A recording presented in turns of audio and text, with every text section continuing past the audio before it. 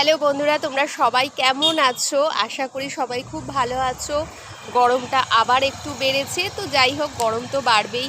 ওয়েদারের ওপর তো আমরা ডিপেন্ডেন্ট, ওয়েদার যেরকম হবে সেরকমভাবেই আমাদের চলতে হবে। তো আজকে তো আমাদের অফিস রয়েছে, তো বাড়ি থেকে আমি লাঞ্চ এনেছি, কিন্তু আমার মনে হলো আজকে আমি কারিমসে গিয়ে লাঞ্চ করি।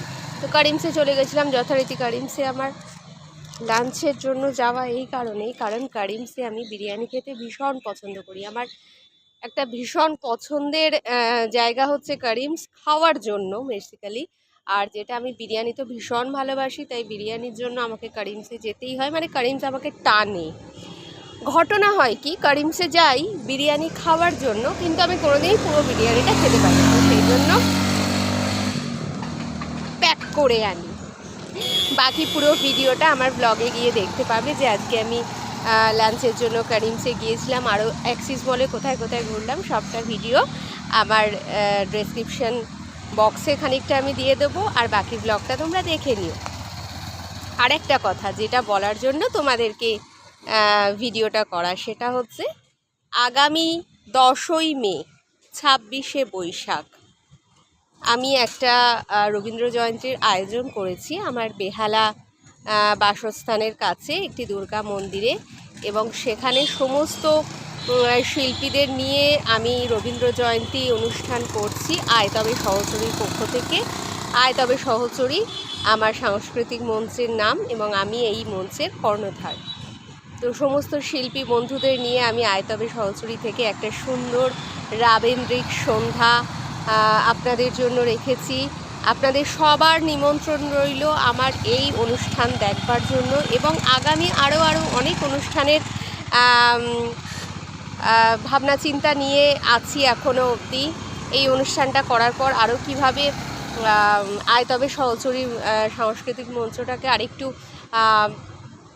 ব্র্যান্ড নিউ করা যেতে পারে, বা আরেকটু প্রমোশন করা যেতে পারে আয় তবে সহচরীর, সেই সমস্ত ভাবনা চিন্তা তো রয়েছে, সেই সমস্ত ভাবনা চিন্তা রয়েছে এবং কথাবার্তা চলছে। আশা করছি আয় তবে সহচরীকে আমি একটা প্ল্যাটফর্ম দিতে পারবো, সেই জায়গায় নিয়ে যেতে পারবো। আয় তবে সহচরীকে পরিশ্রম অনেকটাই করতে হবে, এবং পরিশ্রম করতে আমি কখনো পিছু পা হয় না, পরিশ্রম আমি করি।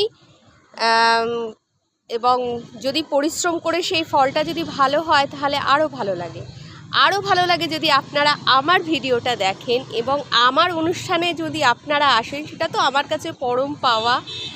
এর বাইরে তো আর কিছু হয় না যে আমার ইউটিউবের ভিডিও দেখে আপনারা আমার অনুষ্ঠানে আসবেন এবং আমার সাথে পরিচয় করবেন, আলাপ করবেন।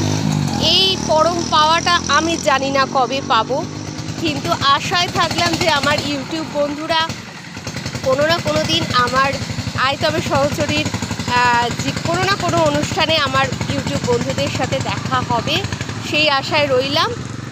আর আগামী 10ই মে আমার অনুষ্ঠান রয়েছে। আপনারা যারা আসতে চাইবেন আমাকে কমেন্ট করে জানাবেন অনুষ্ঠান কোথায় হচ্ছে, কোন মন্দিরে হচ্ছে, সমস্ত ডিটেলস এবং অনুষ্ঠানের লোকেশন, সেগুলো আমি আপনাদেরকে আপডেট করে দেবো। তো আজকের মতো টাটা। বড় ব্লগটা আসছে, সেটা দেখতে থাকুন। সেটা ওই যে বিরিয়ানি খেয়েছি ওই খাবার ভিডিওটা, আর কোথায় কোথায় অ্যাক্সিস মলে ঘুরলাম ওই ভিডিওটা, ওটার জন্য ওয়েট করুন। আর এখন টাটা। উফ কি গরম, এক্ষুনি আমি অফিস ঢুকে যাব। টাটা।